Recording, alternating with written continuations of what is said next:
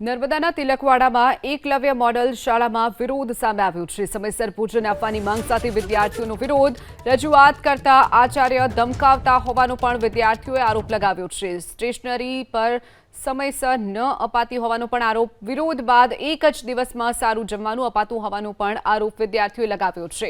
પાણીની ટાંકીની સફાઈ ન થતી હોવાનો સ્થાનિકોએ આરોપ લગાવ્યો। વિરોધ બાદ સાંસદ મનસુખ વસાવાનું વિદ્યાર્થીઓને આશ્વાસન। સાંસદે ઉપર સુધી રજૂઆતની વિદ્યાર્થીઓને ખાતરી આપી। સાંસદના આશ્વાસન બાદ વિદ્યાર્થીઓએ વિરોધ બંધ કર્યો હતો। સ્કૂલમાં એકલવ્ય તિલકવાડા સ્કૂલમાં સમસ્યા એ છે કે અમને ખાવાનું બી સારું નહીં મળતું। ખાવાનો બહુ મોટો પ્રશ્ન છે અને આખો દિવસ અમે વ્યસ્ત રહીએ છીએ। અમને ટાઈમ જ નથી મળતો, ની રમવાનો ટાઈમ મળતો, ની કપડાં ધોવાનો ટાઈમ મળતો, અમને કશા માટે ટાઈમ નહીં મળતો।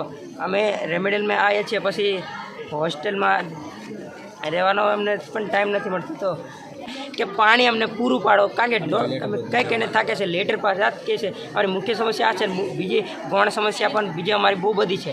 આ ખાવાનું જે મુખ્ય સમસ્યા એ ખાવાના બી આવે છે ને સ્ટેશનરી અમને 6 ચોપડા આપ્યા છે, 20 ચોપડા આપવા જોઈએ, તે સ્ટેશનરી પણ નથી મળતી અમને।